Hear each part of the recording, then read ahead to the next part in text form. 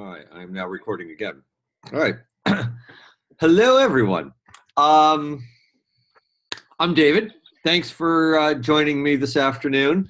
I am buzzing in here from beautiful, and today it is absolutely beautiful, Newport Beach, California. Anybody from California on this panel? Let me know. John is cool. I'm not really from California. I happen to live here now, and we'll just stay with that. Um, we are on till 6:30, or for an hour and a half. I just want to confirm that. Is that correct with everyone? So okay, good. So what I'm going to do, I'm going to disappear in half a second, and I'm going to pull up a PowerPoint presentation, and we'll go from there. I'm going to leave. I believe I may or may not leave the chat room open. Judith knows I'm a technological moron, and hopefully it'll all work out, and we'll take questions. If somebody does want to ask a question, just really chime in, just in case I'm not seeing you via chat, okay? And we're going to go over a lot of stuff really quickly. I use the PowerPoint presentation, by the way, because I'm about as ADD as they come, and if I just talk, it would be very entertaining. Trust me on this, but I'll be all over the place. I need the guide. I need it works for me in all sorts of presentations. So. With that going, actually, just quick question for the few people that I do see. Raise your hand. I just want to know where you are all in the process. Has anyone got a completed book? Yeah. Okay, nobody. Has everybody started writing a book? Okay, so we're in the started writing a book area. Okay, cool. All right, I am going to now pop off, and I'm going to share my screen. And pull up a presentation for you all to see. Not my calendar, but those are all my appointments I have. And here it is. Look at that. How beautiful. Slideshow, play from start. Okay, cool. So I can still see a number of people. I can't see the chat board, but again, if anybody has a question, please let me know.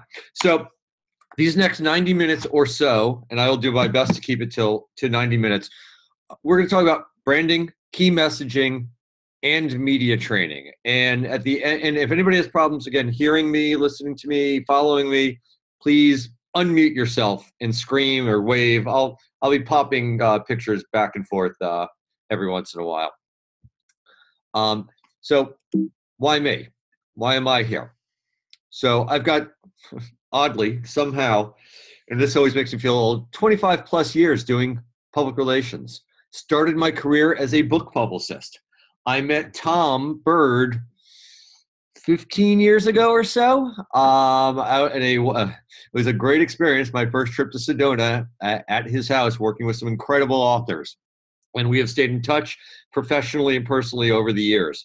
I've worked with, you name the type of author, I have worked with that author.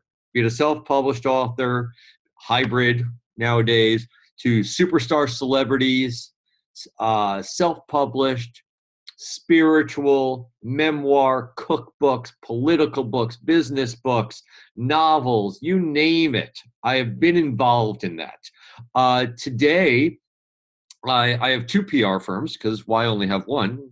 Have two. And publishing is still a very large part of my business, but I also do a lot of corporate and consumer products and food and beverage and travel and hospitality. To me, it keeps things interesting. But I've always loved books. I fell into book publicity accidentally, and maybe there aren't any accidents in this world, actually. And maybe it was meant to be. So started off in a small book publicity firm. Over the years, worked for very large public relations agencies and mid-size agencies. About 3.5 years ago, finally started my own gig. And then about a year ago, I joined up with a new national network, Stryker Mundley Group. Just a quick thing. You see in the corner of this presentation, the name of the company is Brandstand. And we named it Brandstand because branding to me is important. And everyone is a brand. And everyone has to understand their brand. My brand is teaching about branding. That's what I do. It's what I love doing. And of course, I do publicity and media relations. But everything I look at, every client I'm working with a salt company right now, a Himalayan salt company right now. And we're working on developing what separates their salt from others, what makes their brand so much different from others. So when you're at the market, why buy their salt and not somebody else's salt? What's the reason? What's the passion behind that? So that's what we're going to talk about a little bit today, and the importance of branding and why brands are important for authors and why branding is important for authors. Even if this is your first book. Whoop, somebody has a question, I think. Nope, okay. I'm going to leave that up, though. I'm going to leave the little chat bar up here. Again, branding is why I want to talk about it. Your first book, your 10th book. What's your brand? Why do you buy certain authors' books? Because of the brand, because of the image, certainly the genre, but you want to be known for something.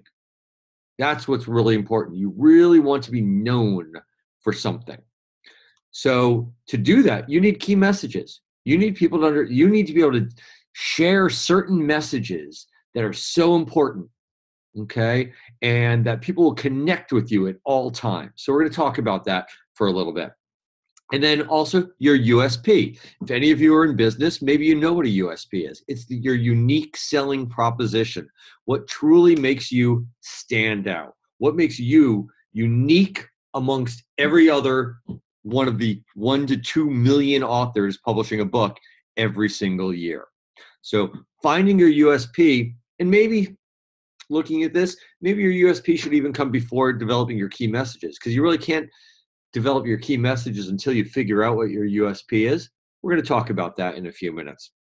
And then media training. Now, many of you may not talk to the media for ages. That's fine. It's never too early to start media training. And also, think about this. Media training is also presentation training. It's speaker training, okay? Where you want to be able to get your messages and your USP out to whomever you're speaking to, be it a radio, TV, or a print interview, be it a bookstore that you're talking to, be it to a women's group or a religious group that you want to potentially speak at, be it your neighbor who's saying, you're writing a book, what's it about? Well, you want to be able to get your messages out succinctly and so they truly understand what you're saying. Okay, so we're going to go through all of this this afternoon. And then at the end, we're going to talk about next steps, what the program can be, how you can really dive deep. And something Judith already did. And Judith can chime in and tell me where I'm right and where I'm wrong, because she was a real active participant in a 5-week webinar that we finished a few months ago. So moving forward, hopefully, what's a brand? You know, what is a brand? It's a good question. So up here, I've got a can of Pepsi and Sofia Braga drinking a Pepsi. Which is the brand and which is just a logo? Well, just remember, a brand is not a logo. A brand is a product, service, or cause with tangible attributes and perceived intangible attributes, okay? So what's a tangible attribute? A tangible attribute, well, Pepsi makes me feel great. Intangible, Pepsi tastes great. It's tangible, boom. But the intangible, Pepsi makes me feel great. And that's what Pepsi always tries to get out in their advertising. You're part of that Pepsi generation. You're that youth. You're the excitement. You drink Pepsi, you know, sugar and water and food coloring. It's going to make you feel great because it's Pepsi. So it's about the feel. And that's what your brand is. It's what are people going to perceive about you and feel as they're reading your book? What are they going to feel as they're listening to you on a podcast, or they're listening to you at a speech of some sort, a luncheon, a writer's workshop? What do you want them to feel? That's what branding is, okay? It's not the thing. It's what people think the thing is. And also, more importantly, what you want the audience to think the thing is. So through your messages, you want to push that direction. If you never saw a can of Pepsi before, you'd say, okay, it's a blue can. And then you pour it out and say, and there's a brown liquid in there. And you drink it and you'd either say, oh, bubbly, sweet, I like it. Or, oh, bubbly, sweet, I can't drink this drink. And that's that. Same with water. Think about water. Even better. You take water from your tap in your kitchen. Okay, it's water from my tap in my kitchen. You drink a Poland Spring bottle or a Perrier bottle or an Evian bottle or a Fiji water bottle. You have different feelings about that water, don't you? Fiji, it's healthy water. Makes you feel. Poland Spring, comes from Maine. It's natural. This water is delicious. Vitamin water, they make you feel something that really doesn't exist. Doesn't exist, but it's there. It's that perceived intangible attribute. Okay. Now, I'm not saying what you're writing about in your book doesn't exist.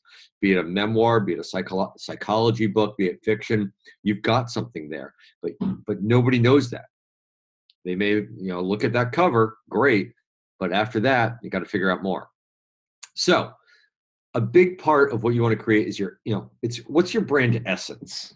And again, today we're going through, this is like the 101 class junior, in an hour. I take weeks, sometimes months with clients to work on their brand identity, their brand essence. But we're just going to focus on brand essence right now with all of you. So you want to be unique. How are you different from your personality? I'm sure, I hope, and I expect when you started researching your book or had an idea for your book, or after Tom pulled a book out from you. And by the way, you're not seeing it right now, but I'm using my hands like left and right. I'm pulling my hands. I'm pulling them so you see it. But after you figure out what this book is that you're writing, I hope you did the research. You went to the bookstore, not just Amazon, but you actually went to a bookstore to see who else has written a book on a similar topic. And I'm sure you're saying, my book is unlike anybody else's. That's great. I love that. Perfect. You should say that.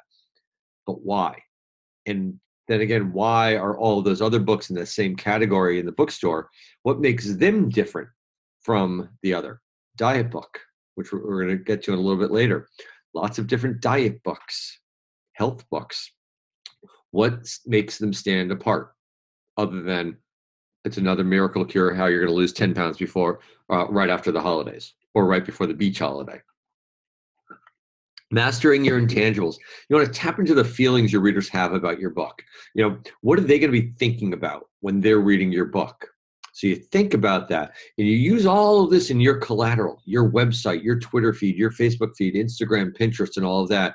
You want to make that connection with the reader who's never heard of you, the reader who does know you. It is an emotional connection until you become a super best-selling author like a James Patterson or a Stephen King or a Sue Grafton, where your name is bigger than the title on the book. And people are just buying the book because of your name. You're not there yet. Right now, they're buying the title by John Smith. So you need to capture those feelings from your authors. And then be single-minded. Your book can't be everything about everything. You've got to be focused. What is that book about? What's that USP, which we'll get into later? Okay? Focused phrases, focused terminology, no jargon, things that people will understand and people will get. I get it. This is why I need to get this book, because I heard the author say this, this, and this. Boom, done. Understand. This is part of your brand essence.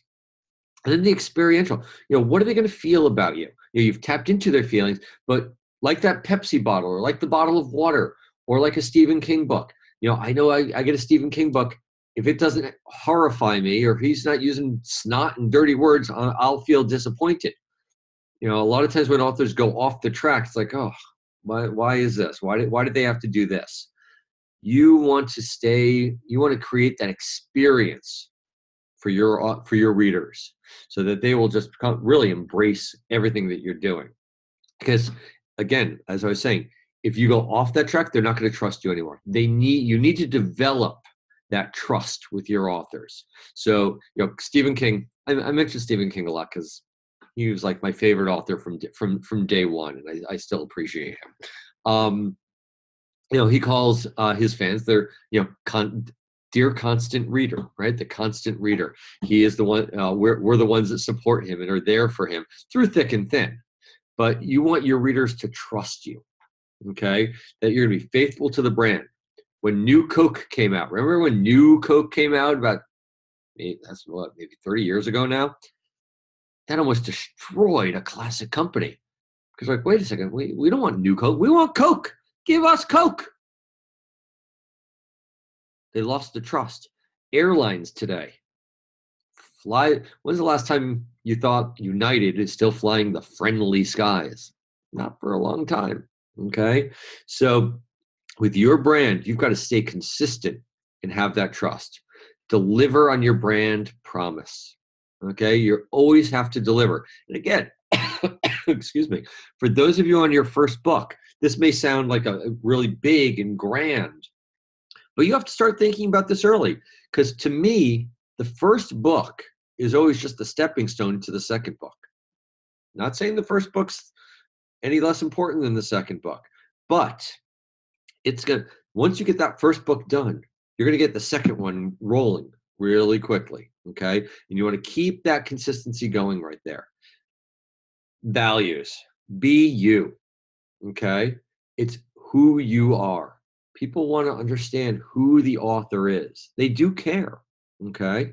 They do care.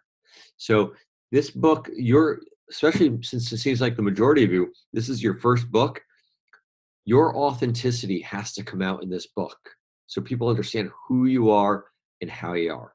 Now, as you grow, as you become successful, you're allowed to take the essence of your brand and tweak it a little bit and change it and adapt and grow and morph it and be experimental, okay? But don't go changing right away. Be known who you are. Jeffrey Toobin, somebody I know, somebody I've worked with for many years. He was CNN journalist. He was on ABC for a long time. You may see him now recently if you're watching the news, because I think there are some things going on in the news. He's become very well known for writing true stories about politics, about current events.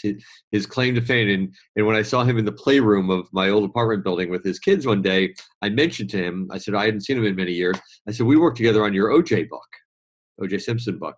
He goes, the book that's putting my children through college. And I said, yeah, I said, you hung your hat on that one. He goes, it brings me on CNN all the time whenever there's a crime or there's a political issue. So he's grown his brand. He's become a national correspondent, but he'll still write books that are about popular culture, criminal issues. That's his thing. He's a lawyer, so he can focus on that. So he's grown his brand, yet people still refer back to him on his OJ book, which was written 20 some odd years ago. Now, I mentioned earlier the difference, that there's a difference between genre and brand. And we talked about diet books. Here are an example of some diet books that are out there. Some. This hasn't been updated in about 6 months, maybe 8 months. I think the paleo diet is probably the most recent book that I put on there. Right. So the genre here is diet books. These are all diet books, right? The brand, Dr. Atkins has a brand, all right? Tom Venuto has a brand. The Skinny Bitch book, that's a brand. Biggest Loser, it's a brand. What are you getting there? Jillian Michaels has a brand. Eat This, Not That, one of the best titles ever, because you know exactly what you're getting there, right? You know exactly what you're getting there. Instead of eating a Whopper, I should eat some celery. Karl Lagerfeld's book, don't know so much about that one. You'll see that right next to Eat This, Not That. Karl Lagerfeld is a fashion designer. I don't think we need a book written by someone who designs clothes for models, but it's there. But even so, you know what his brand is, right? He's Karl Lagerfeld. He's a very fancy designer. He's extremely thin. He works with people who are very thin. So hopefully that book, and I have not worked on that book, hopefully he's giving some healthy ideas there other than fast and fast and fast. So you have to understand what's the difference between genre and brand. Know what genre you're writing. Are you writing memoir? Are you writing sci-fi? Are you writing historical fiction? Are you writing pop psychology? Or are you writing clinical psychology? Figure out your genre. And then where does your brand fit in? And how do you separate yourself from all of these other elements? And to build the brand, you create a plan. It just doesn't happen overnight. You've got to think about it. You've got to set it up and go through some of these other skills and some of these other directions that we'll talk about later and potentially in the webinar series that I hope you'll all join me in a few weeks. It just doesn't come together. You have to think it through. And the way we think it through is this way. This is how we deliver brand message. Okay? It's coming up with that message development. So we spend a lot of time in the message development. That's the brand essence and all of that. We move that into media relations. We take those messages and put them into social media. We make sure if we're doing events and speaking engagements that the messages come through clear. You know, influencers, we use the influencers and make sure anybody who's talking about our book, and you want that, folks, you want as many people talking about your book as possible. And you have to make sure that if you're having somebody talk about your book and promote your book and be excited about your book, well, they better know what your key messages are. Not just, oh, my friend wrote a book. It's really great. You should read it. Well, why is it really great?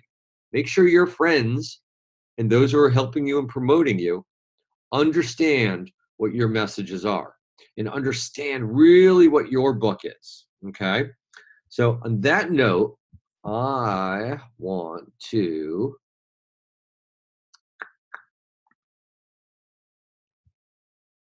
unshare my screen.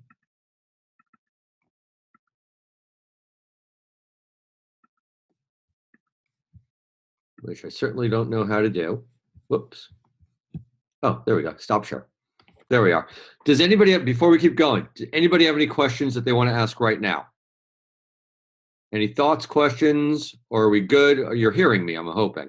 If not, we're gonna move right ahead. Kathy raised her hand. And I don't know if I see you on here, Kathy. So maybe type in a question here in the chat bar. And I will be glad to answer a question, unless John can open you up here, but I don't see you, Kathy.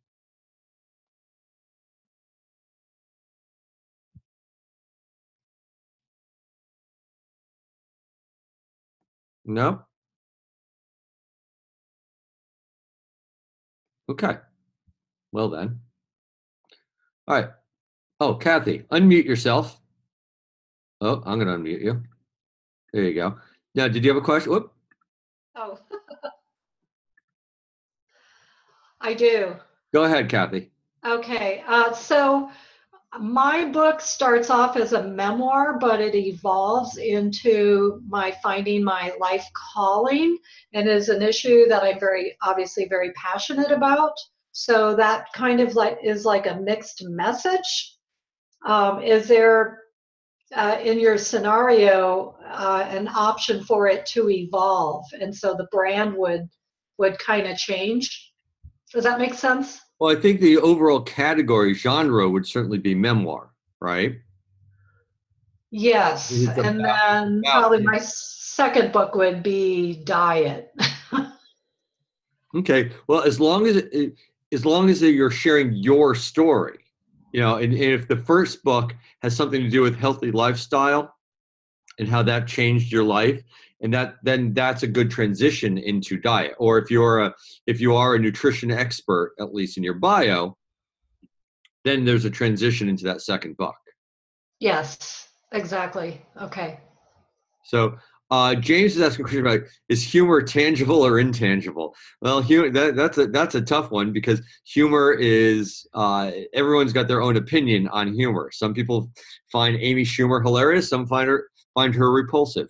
So it's truly intangible, because you want people to feel your humor. You want people to get your humor. And you have to keep working it. and good comedians. And I listen to someone like Mark Maron, and he's worked his humor for years and years and years. He started off as an angry, insensitive, insecure person. Now he's just sort of a insecure person, no longer as angry. But he's developed that character. And a lot of people don't get his humor. I happen to love his humor. My wife hates it. When I put his podcast on, she's like, really? Me, I enjoy it very, very much. So, and it's grown on me. At first, I didn't get him. I'm just going to go with Mark Maron. Didn't get his humor. I'm like, where is the humor here? And then the more I listened, the more I got it. So it grew on me. And like any intangible attribute would, it won't hit you right away. Like we said, like that Pepsi can doesn't hit you right away what it is. But the more you see their commercials and the more you see their imaging and their branding, then it works. So we'll go for there on that. So I'm going to go back. We're going to talk about some key messaging right now. And again, sorry for the getting in, getting out. I told you it ain't my thing, but the buttons just disappear on me. All right, so we talked about that. And now, so key messages. What's a key message? Key message, it's the one thing you want your audience to remember. It's the thing you want them to do. That's it. You need readers to be proactive. And it's not just buy my book. That's certainly an action you want them to take. But what's the message in this book? Kathy, you were talking about how it's a memoir and then it turned into your life calling. And maybe your book is how other people can find their life calling. And if diet's involved, that's great. Well, maybe people need to take a look at themselves, take a harsh look in the mirror and how they need to change their eating habits, how they need to change their lifestyle. Now you can preach, and preaching is one way of doing it, but a lot of people are preached to, especially when it comes to diet. I think the soft message, Jillian Michaels would disagree, but that the way you share your message so people get it and say, here's what I did, here's what you can do, here will be the results that you will see or you should see. Okay, so the key message is at the core of everything you're doing. And you may not know your key messages right now as you're writing that book. It takes time to figure them out. So don't worry. If we were going to stop here right now, I'd say, what's your key message? And we went through everybody that was here on the panel. What's your key message? What's your key message? What's your key message? Some of you are like, I don't know, or I think this is what my book is about. And then if we did that in 4 weeks or so, after you've spent time editing your book and writing your book, I bet you'd have different key messaging. I would place a couple dollars down on that one. It will change. You've got to figure it out. And the more you talk about your book with other people, the easier this messaging is going to come, because you're going to be able to react. Like if I had the screen open and I was watching your faces, which is a lot easier for me to do, I'd be able to see the reactions to you, and I'd know when it's time to move on to a new slide or let's keep going, because I'd be able to interpret how you're interacting with me and how you're interacting with my messaging. Okay, so the key message, you always want to have messages, but you need to have that key message as to what your book is about, what you are about. Okay, so I mentioned the USP, the unique selling proposition. Hello. So it's what makes your book truly different, you and your book, from all others. Like we showed the diet books, or a sports book, or a business management book, or a leadership book. I'm working on a leadership book with someone right now, and he keeps asking me, how am I going to differentiate it from the other leadership books that I admire? Like, it's great that you admire the other leadership books, but what makes you different? We sat over coffee the other day. What makes you different? And it was interesting. He has a niche, a niche, however you like to pronounce it. We're going to go with niche right now. He has a niche. We were discussing that. Is it niche or niche? We're going to go with niche. I just changed. I know. He has a niche in a particular industry, and he's somewhat known as. I'm like, so stick with that. He goes, yeah, but then I'll only be able to speak to that one industry. I said, no, you won't. I said, think about, I don't know, Lee Iacocca. He ran a car company, Chrysler. He didn't only speak to car companies, did he? He spoke to everyone. He spoke to the military. He spoke to food companies. He spoke to church groups. He spoke to celebrities. He used the basis of what his experience was to truly differentiate himself from others. How he turned a company around. He said, here's how I turned Chrysler around. Here's how you can turn your company around. Here's how you can turn yourself as a person around. Okay, so what's that benefit to the reader? What's the guarantee you're making them? You read this book, you're gonna save $3,000 a year every year minimally because of the tools I'm going to give you. Because of my expertise as a financial planner, I've worked with more than 50,000 people in the last 30 years. And I've saved them money on their taxes, on their home, on their mortgage.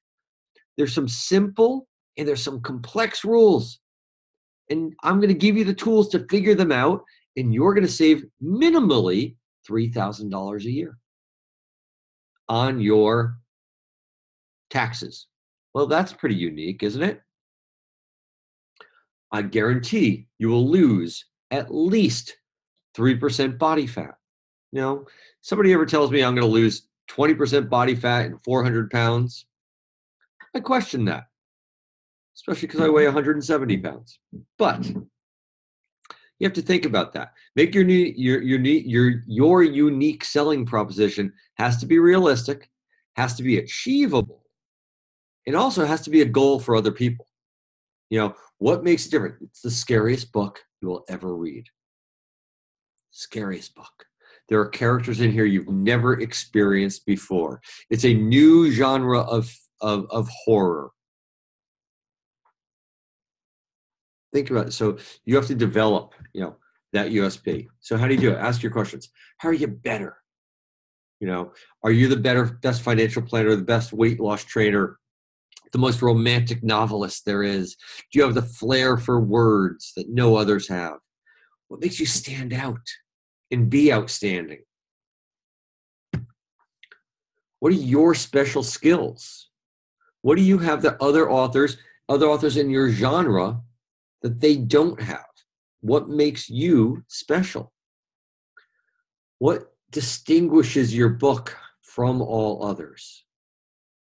What are the messages in there that truly distinguishes your book from all other types of books out there? Okay? You have to think about these things. In the webinar series, we put together a grid, and which I give you, and it helps you figure out how to determine your USP. Because without it, you're just another novelist. I'll just go back to make sure you all saw this, and obviously you all have this presentation. So again, like your USP, what sounds better? I think we'll know the answer. It's always number 2, isn't it? No one has written a more comprehensive book about memory. Well, that's a good line. This is a good, you might say, you've written your book about memory. I've got great tips in there, and it's comprehensive, and no one's written anything like this. This is breakthrough, what I've got here, right? Or will this make you buy the book? In my book, you're going to learn 7 unique skills that will improve your memory. Wow. Okay. What are those skills? I need to know what those skills are. So this is an example, but see how there's a difference? The top one's broad. This is the best diet ever. Okay, why? This is the best memory book ever. Okay, why? Why? You're going to learn 7 skills. I'm not saying you're going to learn 50 skills, 100 skills, 1,000 skills, or 1 skill. You got 7 unique skills that will improve your memory. In an interview, you can name all of them, but you can say, here's one tip I'm going to give you. Right now, here's one thing you can do today that will start you on your road to having a better memory. I worked with an author a million years ago, maybe not a million years ago, but a number of years ago, a financial guru, let us say. And on every interview show he went in, he said, in my book, I have more than 150 tips that will either save you or make you money. I'm going to give you 3 right now. I'm giving you 3 tips right now. And he would give these 3 tips. He goes, do this today. Do this today. Do these 3 today. These 3 things today. You will save money. So people are like, wow, and people at first are like, well, if he's giving it away, or other authors, I tell this, like, well, if I give it away, why buy the book? Like, well, if you only have 3 things, don't give away 3 things. He had over 100 tips in his book.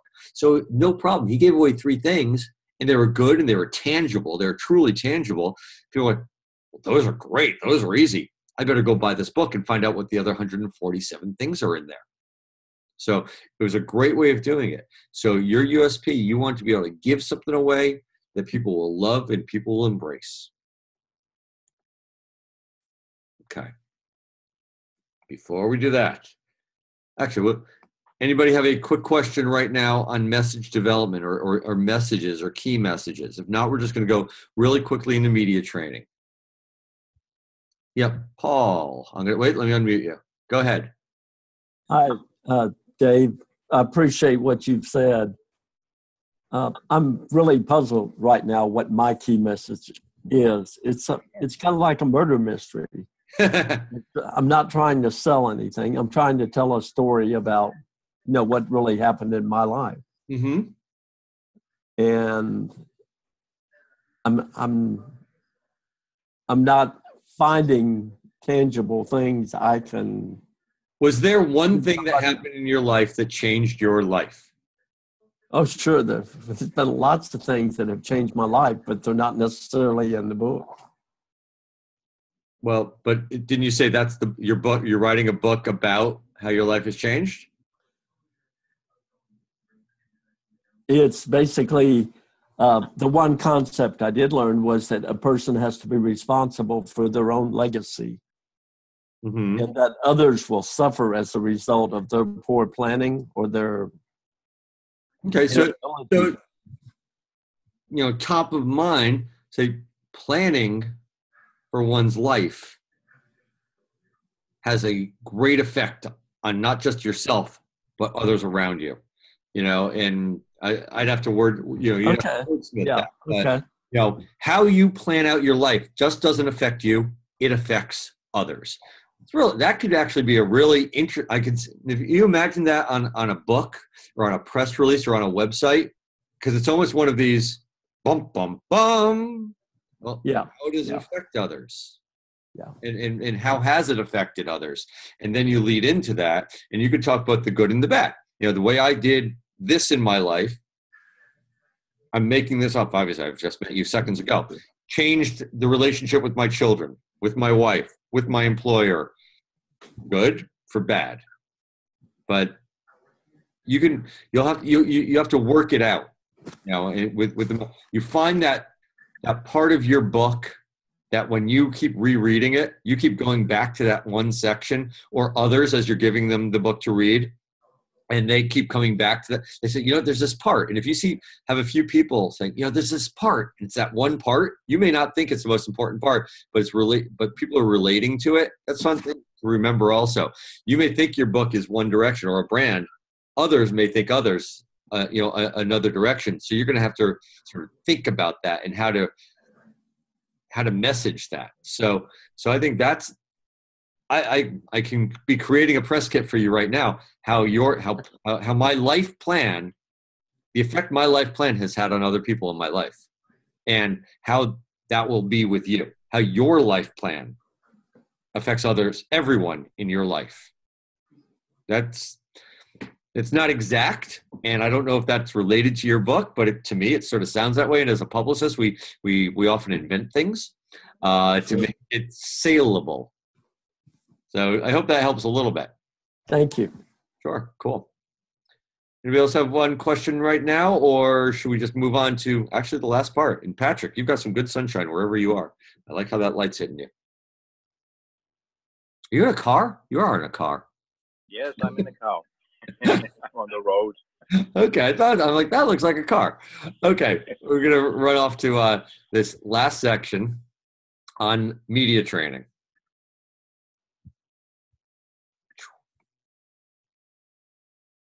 So, are you ready to face the music, folks?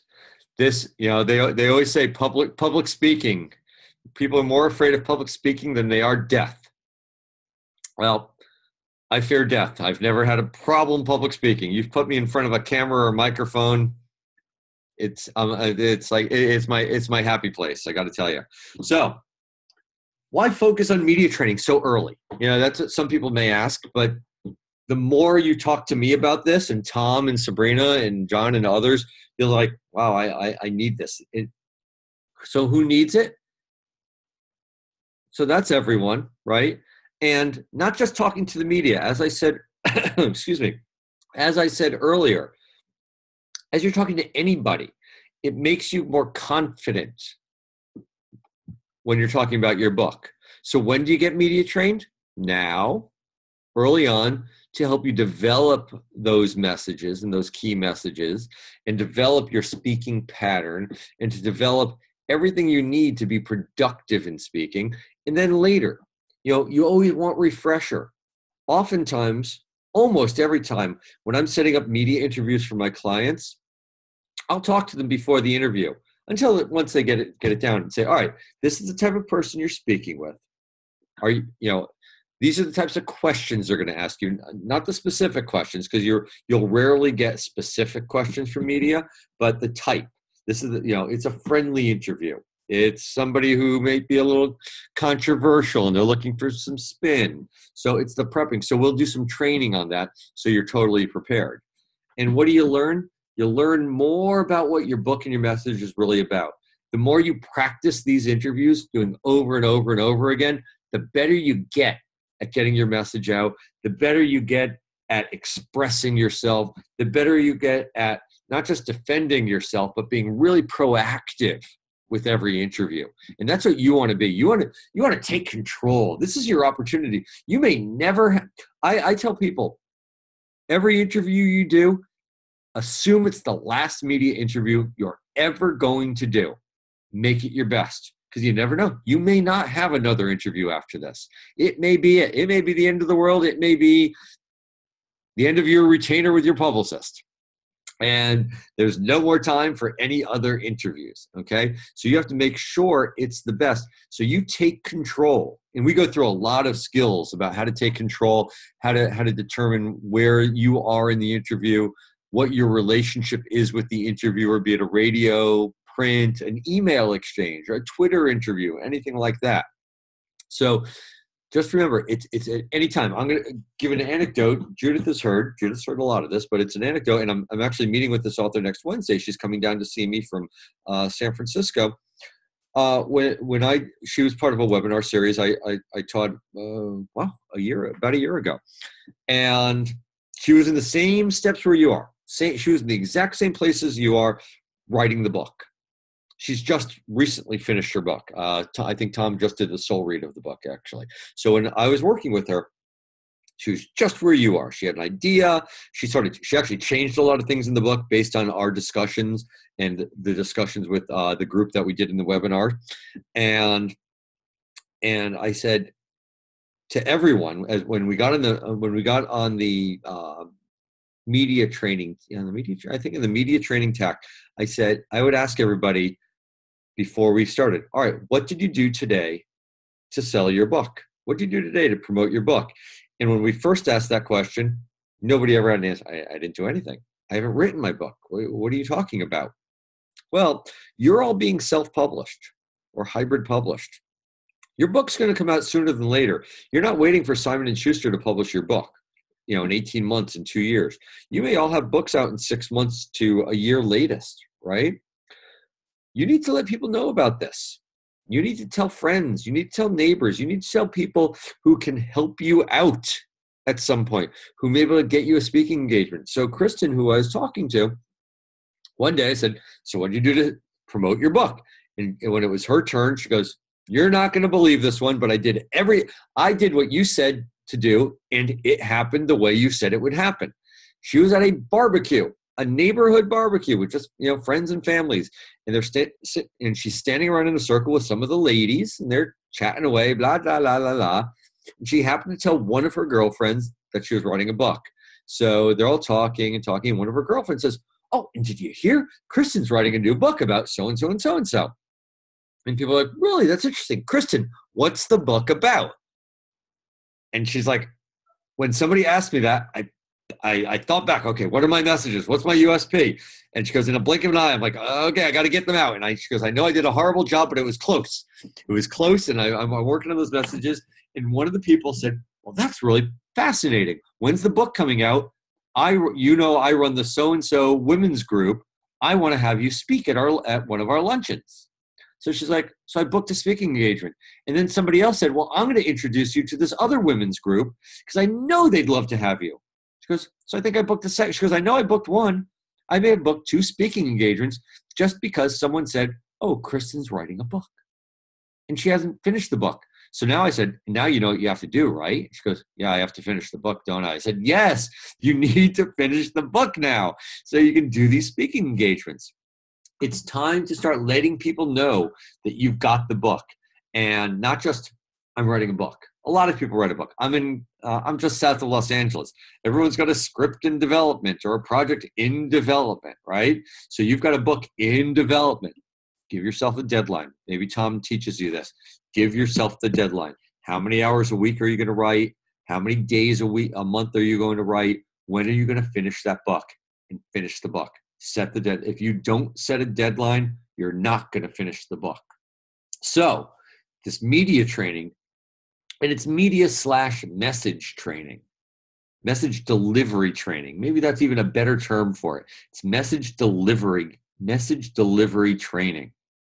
You know, when you do that, it's going to help you with all elements of your book. So media relations and sharing of message. What does it create? Visibility. It gets you out there. It makes you a valid author. It's like, I get it. Okay. The audience sees what you have there. Increases your value because you can get your messages out there, and it increases the number of people that will hear you and truly listen to you. And that will drive results in sales. Results being like Kristen. She got 2 speaking engagements. Eventually, once the book is out there and you can share your message so well, that's going to turn into sales. And you want more sales of your book. Obviously, you want people to buy that book. A few more benefits, media training. You're going to just be more confident. The more you do these trainings, and we do a lot of rehearsals, the more you do these trainings, the more confident you become. So, like my friend before, it's like, I'm not quite sure what my USP is, or I'm not sure what my key message is. Well, we just sort of talked it through a little bit. I may have given you some thoughts, and you're like, okay, this may make sense. I can see how this goes in this direction. You want to be confident. You'll be able to better clearly define and deliver your key messages, right? Which you really want to do. You'll have the answers. Every situation. Somebody asks you a question out of the blue, it's not going to take you out of the blue anymore because you've practiced the out of the blue questions. When I do mock interviews with you, I'm going to ask you some wackadoodle questions. I'll ask you some basic questions because you're going to write them. And I'll say, please prepare some questions for me. But then I'll go off track. I had one author, I believe it was in the group that Judith was in. When we finished the mock interviews, she goes, oh, no. It was a class before. Oh, it was a class before. Now I remember who it is. She goes, you didn't ask me any questions I gave you. I said, yeah. She goes, well, that's not fair. You were asking everybody else questions that they gave you. I said, Sarah, sometimes life's not fair. I said, your book is a really intriguing book. Your questions were somewhat irrelevant. As a media trainer, as a media person, I judge a book by its cover. I read the title of your book, and I'm like, I got some questions just based on the title of your book. Because most media, by the way, here's a dirty secret. They're not reading your book, folks. They're not. They're looking at your cover that was just handed to them seconds before you speak. They're looking at maybe a fact sheet you put together, maybe a press release, maybe some things that their producer or editor gave them, okay? So with this one person, I didn't ask her a single question off of her suggested question list because I didn't want to. I found the interview much more interesting this way. And I think actually the other attendees of the webinar, they thought it was fascinating. They're like, those weren't questions on your list because those were really good. So I patted myself on the back, of course, as I would always do. But so the next time, she goes, you be nice to me this time. So I actually was. I actually surprised her because she didn't think I was going to be. And I read every single question off her list, 10 questions off her list. Some were just really not good. And she realized afterwards, she goes, well, some of those questions we didn't get anything out of. I said, yeah, exactly. So let's edit those questions. Let's edit those questions and make things more interesting, more exciting. So you'll always have, will a curveball be thrown? Absolutely, but you'll be prepared for that curveball, and you'll be able to bridge it back to an answer that you want to go, a direction that you want to go, and that will let you be in control of the interviews, okay? As I said earlier, the host of the show has an image, and the host of the show has an agenda. The writer for a blog has an agenda, but you need to be in polite control of every interview that you're in, okay? Because it's your opportunity. You need to be respectful, but it's your opportunity to get your message out so people will buy your book, okay? And with media training, notice how I wrote this. I said, you'll be more likely to be quoted accurately. More likely to be quoted accurately. Even the best media, I'm not saying fake news, but even the best media will misquote you if they're writing something down. And I've seen it. I've done interviews. I'm like, how did they? I'm like, I wouldn't have said that. That's not exactly what I said, or that's not what I said at all. Okay, it's the way they interpreted me. But the more you do media training, so you're answering these questions over and over and over again, and then the more you do interviews, so you're going to be asked the same questions over and over and over again, you're going to know the question they're asking even before they ask it, just based on the train. So as you're doing the media training, you're going to be learning how to anticipate the question and how to get your message out so people get it 100% and right away. Okay, so those are just 5 benefits of media training. Now, politics aside, are you all? I hope you're all with me here. Are you all with me there? I didn't mean to scare anybody with that picture. Politics aside, the video I want to show you, and hopefully you'll hear it. It's real. I find it really interesting. Okay, and it's relevant, and it's about a year old. It's an interview that Donald Trump did with Jimmy Kimmel, and a guy on the net. I found this on the net. Analyzed how his messages come across. He's a very interesting communicator, Mr. Trump. So take a little break from me in 6 minutes. Watch this interview, and I think it's just really relevant to how to be interpreted by the media. Let's put it that way, okay? So hold on. Hopefully this link will work, and we'll go from there. So boom.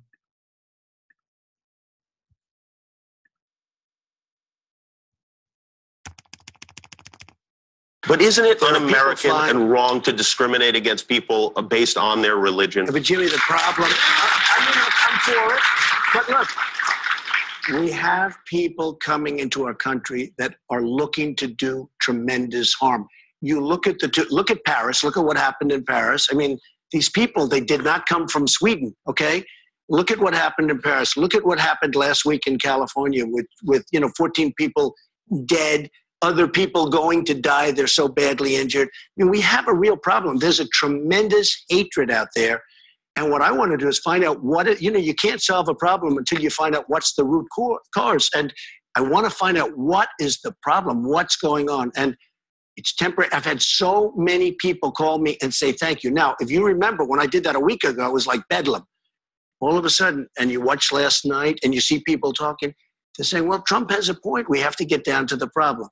The people that are friends of mine, they called, they said, Donald, you've done us a tremendous service because we do have a problem and we have to find out. Those may have been crank calls. Those may have been crank calls.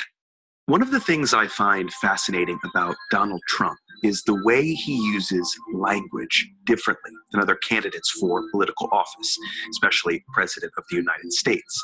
Whereas his opponents and the political class in general seem hyper aware that their words will be picked apart and used against them, Trump willfully disregards this fact. As a lifelong salesman, he has a huckster's knack for selling a feeling, even if the ideas and facts that underscore it are spurious, racist, or just plain incomprehensible. So I thought it would be illuminating to look at a Trump answer to a simple question. In this case, Jimmy Kimmel asking Trump whether or not it's wrong to discriminate against people based on their religion, referring to Trump's proposal to temporarily ban all Muslims from entering the United States. This 220-word, exactly 1 minute answer displays, I think, a range of the things that Trump uses all the time in his speech. The first thing to note is how simple this language is.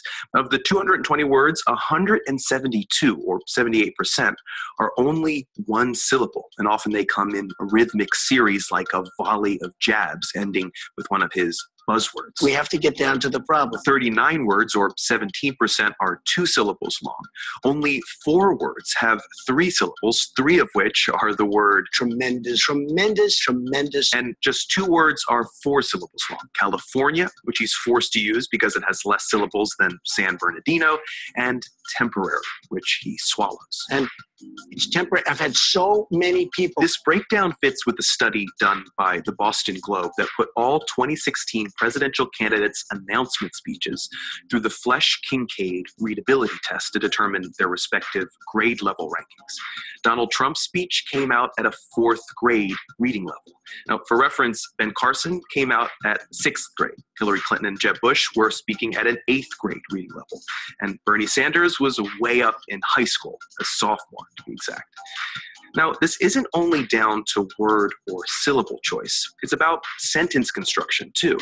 Trump favors simple sentences like, We have a real problem. There's a tremendous hatred out there. rarely does he use complex sentences or independent clauses.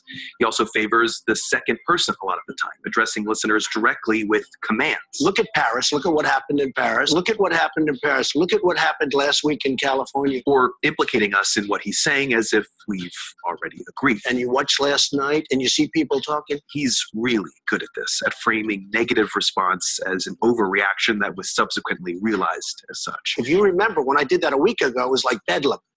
All of a sudden, and you watch last night and you see people talking, they're saying, well, Trump has a point. We have to get down to the problem. Maybe the most important technique Trump utilizes, and he does this more than anyone I've ever heard, is ending his sentences with strong, punchy words. A lot of times he'll rearrange the beginning of a sentence awkwardly so that he can end strong. For example, here, it would probably be more natural to say, you can't solve a problem until you find out what the root cause is.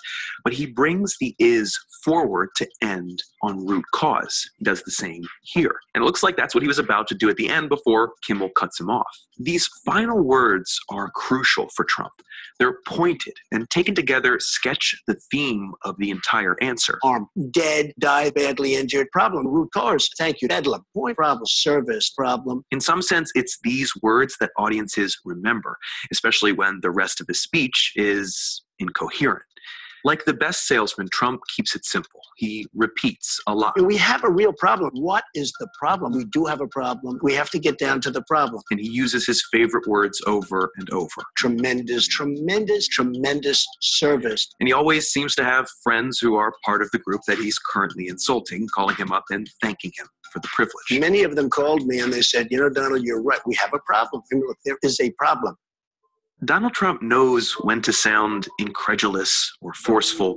He has good comedic instinct. You could even call him witty, but you can't call him smart or well-informed. All right, now it starts getting gets a little judgy, even a little bit more judgy at the end. But I think what's important about that, and which I thought was really interesting, is how, and we've certainly seen it if you watch the news, he repeats things over and over again. So you agree or disagree. You hear where he's coming from. You get where he's coming from, and he brings out those negative words that promotes a little bit of fear because he wants you to be fearful. He wants you to trust that he's got the way, and also that lower education level that the analyzer brings out.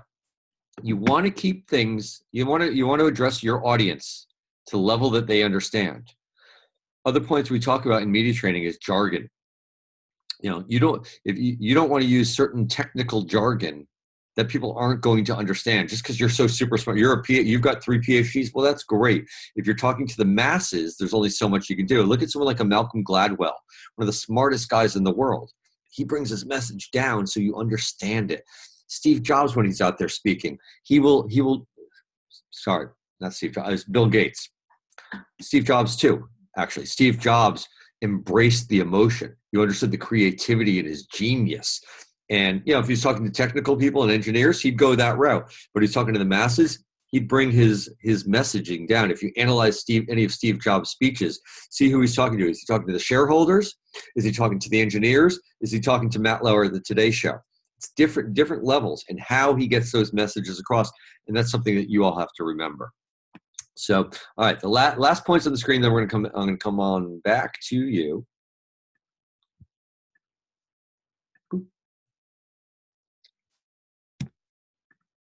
But isn't it Yep, there we go. All right, just a little plug, and we can talk about this later. You can certainly email me, go to my website, etc. This is my plug for you. So we've run through in about an hour a whole bunch of information. In June, early June, we're going to start this, and I'll confirm this with Sabrina, and I need a minimum of 6 people to sign up. That's all. Just 6 people to sign up to make, because I'm a big believer in the team effort, and the teams really work so well together. A 4 to 5 week webinar series on message development and media training. I say 4 to 5 weeks because it depends on the involvement of the students.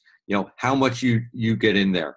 We go so in depth about message development, so in depth about USPs and KPIs and other initials, and we drill into your messages. There's assignments that you get at night on a weekly basis. You will know what your key messages are at the end. We do a lot of work on prepping you for interviews. We even talk about how to get the media to start interviewing you, have them call you. Tips on being the best interview, talking about the different media and what they expect and how to prepare for all different types of media interviews. Importantly, how to get invited back. You don't want it to be your last interview ever. You want them to say, well, that was so darn good. I work with Dr. Susan Heitler out in Denver, who's just amazing. She's written a book called Prescriptions Without Pills. Every interview she does, they go, well, we need to have you back. Let's have you back. And sometimes people say it to be polite. For them, they're like, when they call me afterwards, like, David, could we book her again in 3 months? I'm like, absolutely, and we'll do that. So you want to learn how to do that.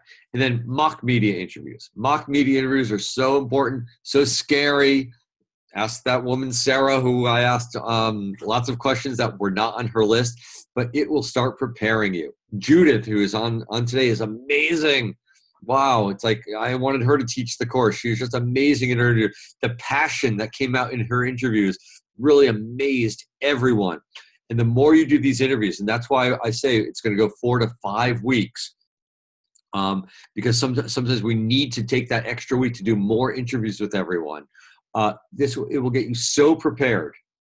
Once you're done with those interviews, like, let's go.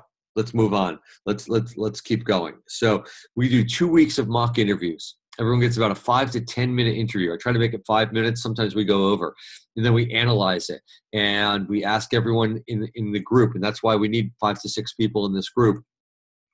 What did you learn? What was the key message she got out? What was something new? What was something controversial? What you do right? What you do wrong? What you do better this time? And we work together as a team to identify all of that. So the mock media interviews, once we've developed your USP and your key messages, are just great. So that's it that's presentation-wise. There's my email address. There's my website. You'll have it later also. I'll give it to you again later. Now I just want to, open up. Want to talk some more with everyone. I hope people will join. Some people who aren't here today as well. Oh, the cost. It's always a good question. It's with a check, it's $497. With cash, with PayPal, it's $525, just because of fees and processing and all of that sort of stuff. So, and this isn't about the commercial. I did it. If we can do it, great. If we get 5 or 6 people, we'll do it. If we don't, no problem. It keeps my Tuesday evenings free. But it's fun. and we do get a kick out of it. So that being said, I know I ran through quickly. Like, as I mentioned, I'm in California. I'm a New Yorker. I was in New York for 30 years, New York City for 30 years. Just moved out to Newport Beach just about 2 years ago. So it's all still very new to me out here, but I still got that New York mentality. And that's why I work with all the publishers and get it. We were just back in New York last weekend, actually. It was one of those beautiful spring weekends. I spent a lot of time in Central Park, which was great. So anyway, I talk fast. I apologize for that. Questions, comments, discussions. Let's open this up. And if there's nothing? I just had a question quickly about the 4 to 5 week webinars. Absolutely. Did you say it starts in June? I will probably be starting in June. If June. not for everyone. And you're looking at Tuesdays. Is that? I have to. Or I'm saying Tuesdays right now. I got to okay. Sabrina. It's based on all of your schedules. Okay. What works best? Last time I think we did Tuesdays, or I think we may have done Tuesdays or Wednesdays, and we did it around this time. And I scheduled them for 90 minutes, and we almost always went 2 hours. Okay. Thanks. So I just need to. Once people start saying, "Yeah, I'm interested," I'll work with Sabrina and John, and we'll find out the time. And we do want to have at least 5 people on there, because sometimes there's days people can't make it, and I think the group activity really makes a lot of sense. It's great to have that support. David? And we'll get more. Oh, sorry. Go ahead. Can this be done before the book is finished? Oh, absolutely. Just like I said, with the media training, start now. You have, start now. So then you're going to be ready. Because again, unlike traditional publishers where you've got this publishing schedule and your pub date's about a year out in advance, so you can plan all that, you're publishing your book like this. All of a sudden, Tom's going to be like, this is your day. And Jackie Lappin's doing some radio interviews for you. And, I always blank out her name. The Amazon bestseller person that you might be working with. Why am I blanking out? Casino. Denise. Yes. Denise is going to give you a pub date, and she's going to say, this is the date. We're going to do it. And actually, developing these key messages will help you so much with Denise's branding as well on the Amazon site. So totally recommend doing this prior to you having a book. If you do this after you've got the book, it'll help, no question.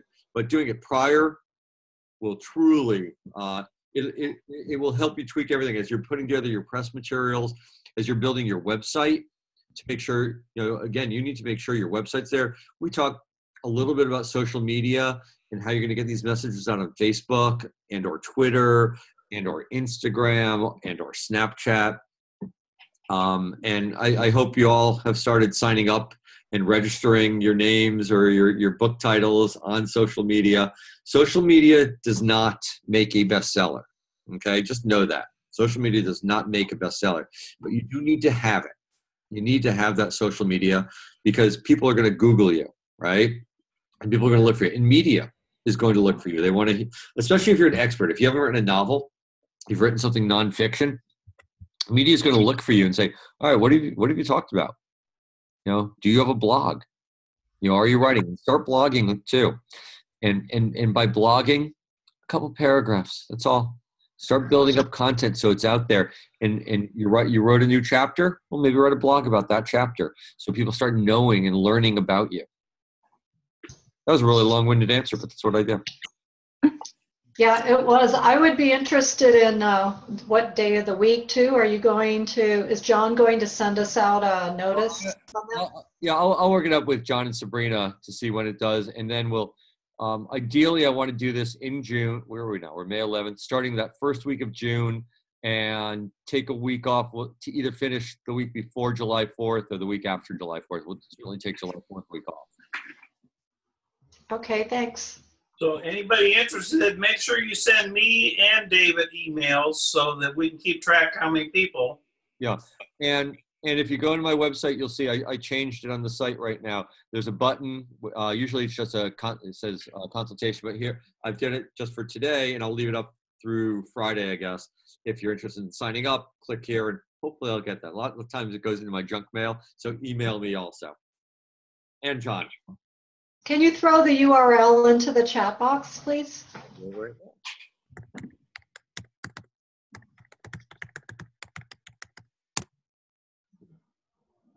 It's brandstandpr.com, and my email is Thalberg at brandstandpr.com.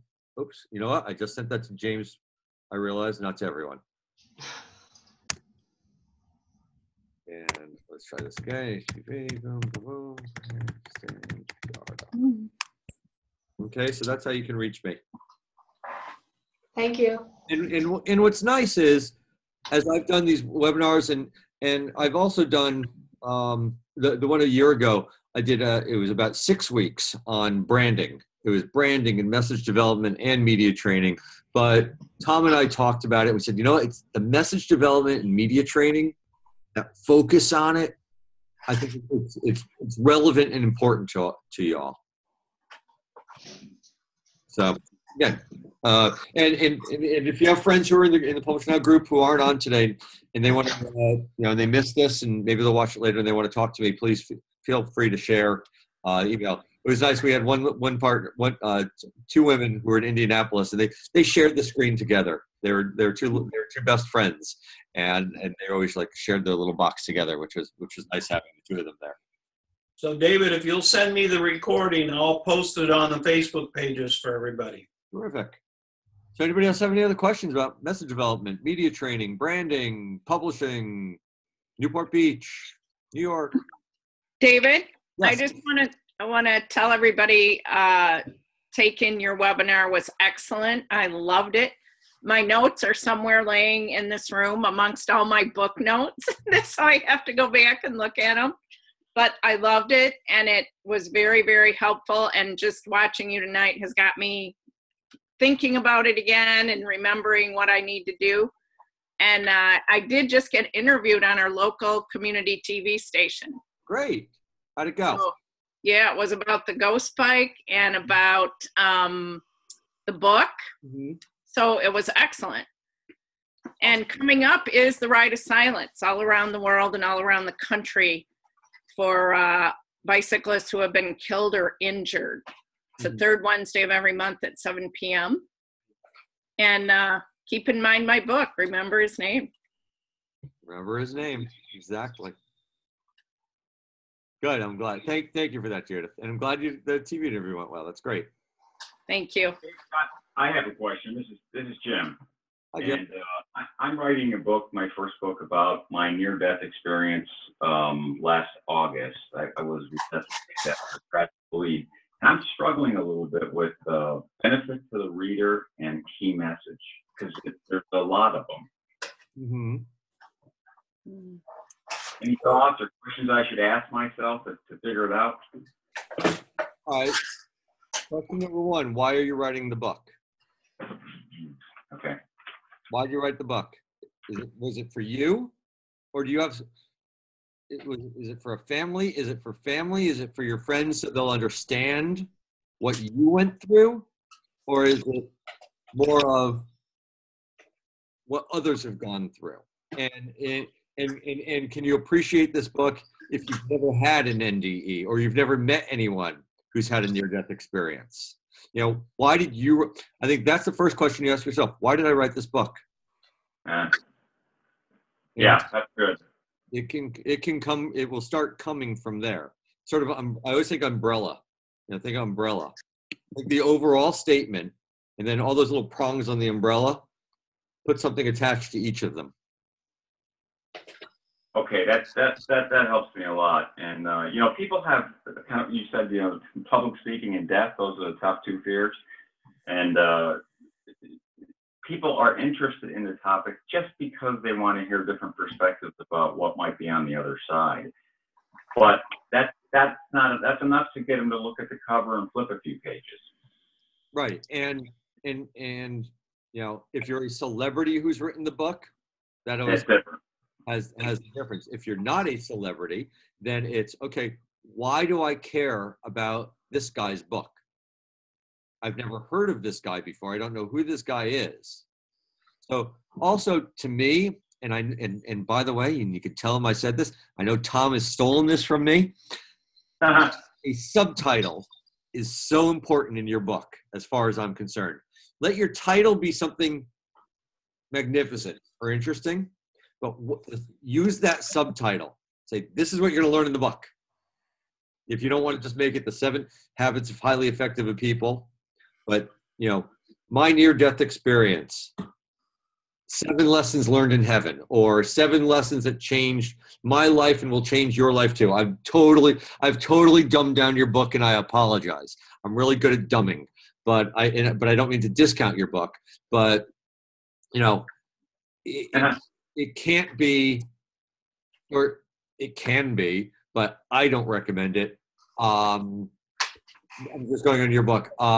Starlight, Moonbeam, and the spiritual effervescence. I'm not going there.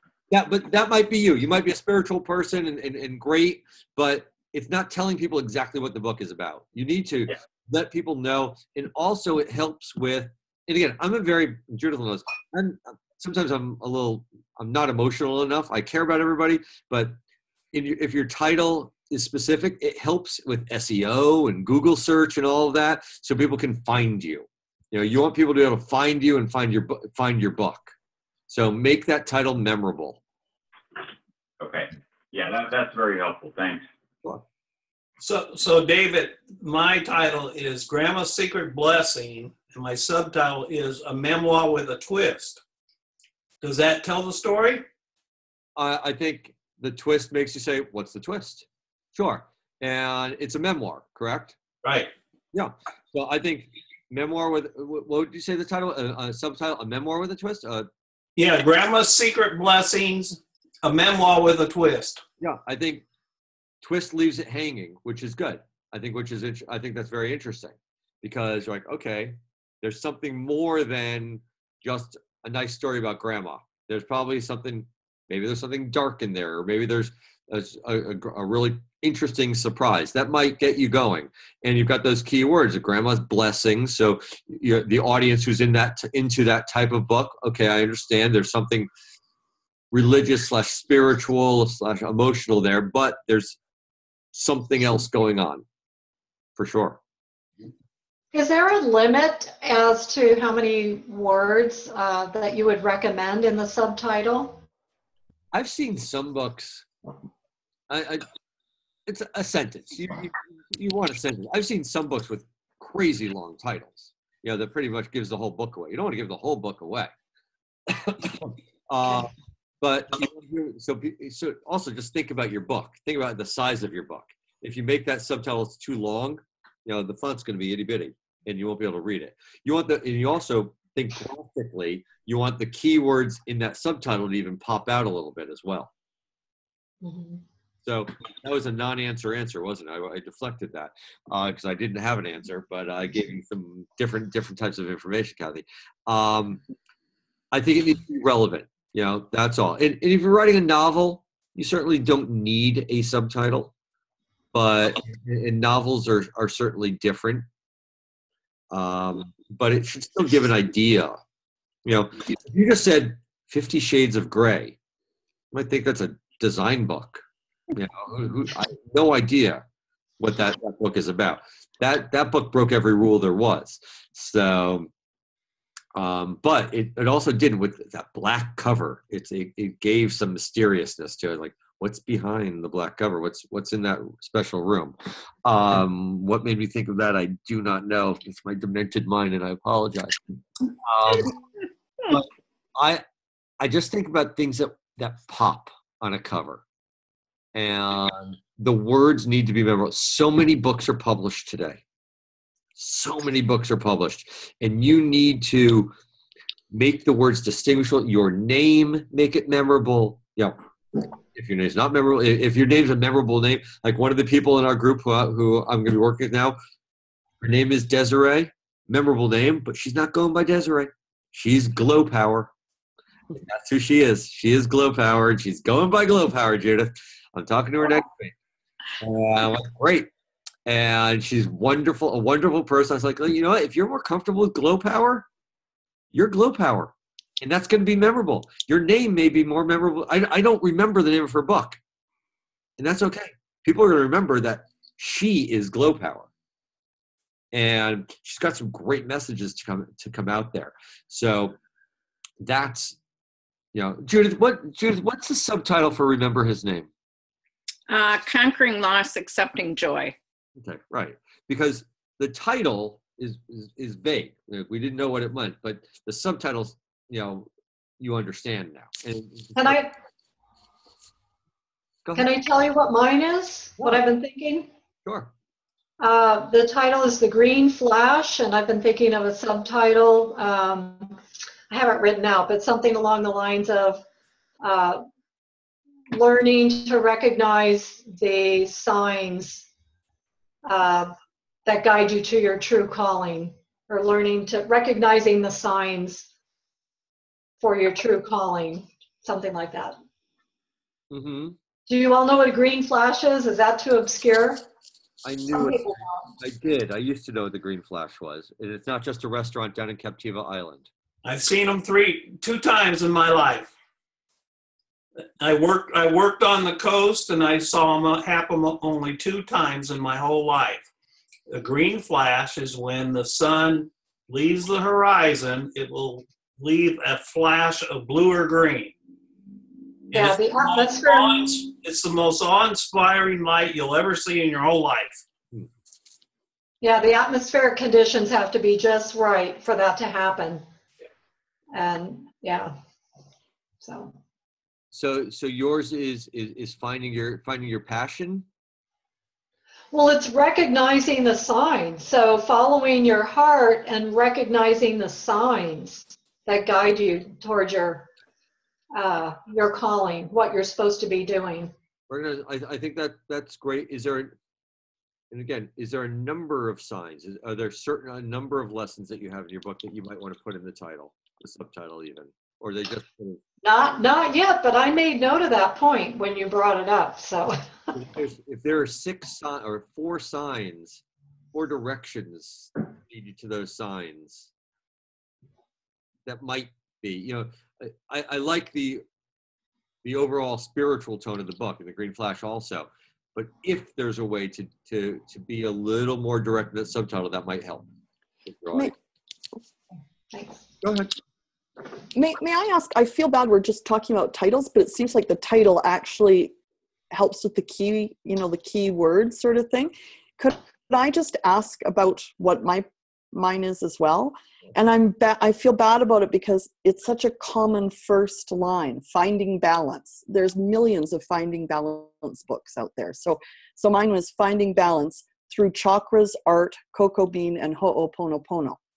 So it's 4 things, and there's a bit of mystery. Is that useful, or? I don't know what all those other things were. Okay. Cocoa Bean, whatever you said. I didn't write them Yeah. down. So it's confusing. It was chakras, art, cocoa bean, and ho'oponopono. Okay, so I don't know what ho'oponopono is. No.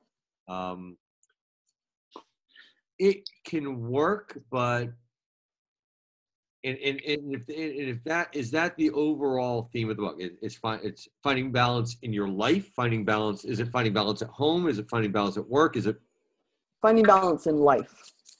Every element of life. Mostly through the chakra system, really. It's chakras, but there's art and other things. What if you came up with the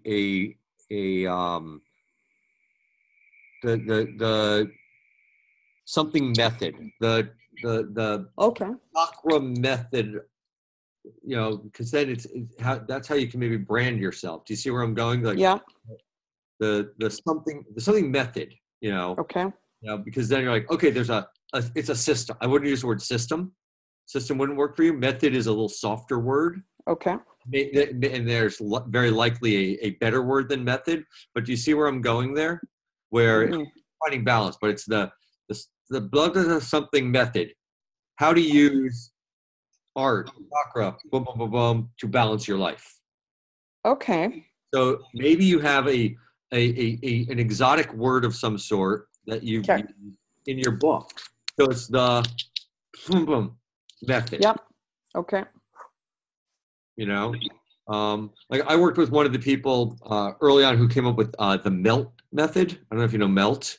It's a different work. MEL. It stands for something, but nobody knew what it was. But the subtitle of her book in the program explained what it was. But oh, she's the MELT method person. Okay. MELT. Okay. It's more catchy. Okay. So you could be that something balanced method or person who uses these methods, Okay.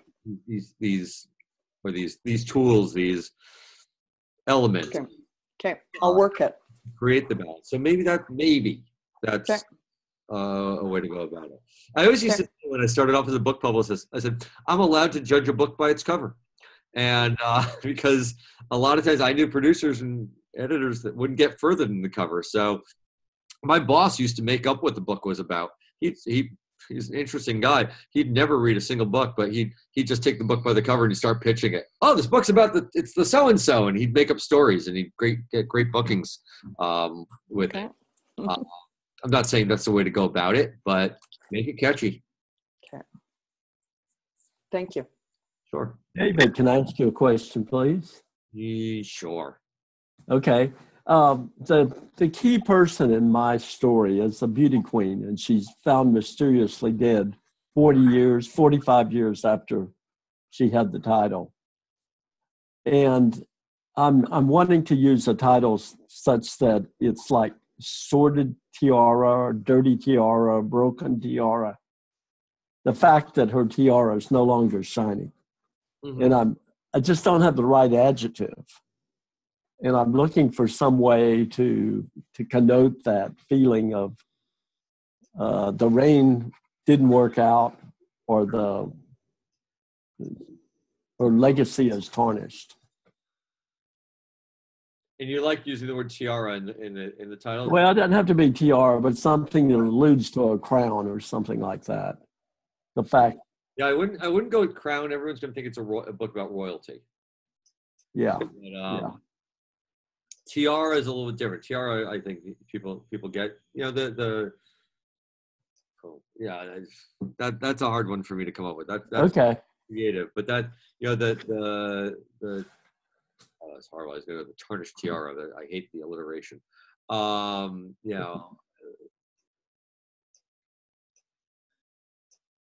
me think about that one. You got me on that one. So I'm sorry. Okay.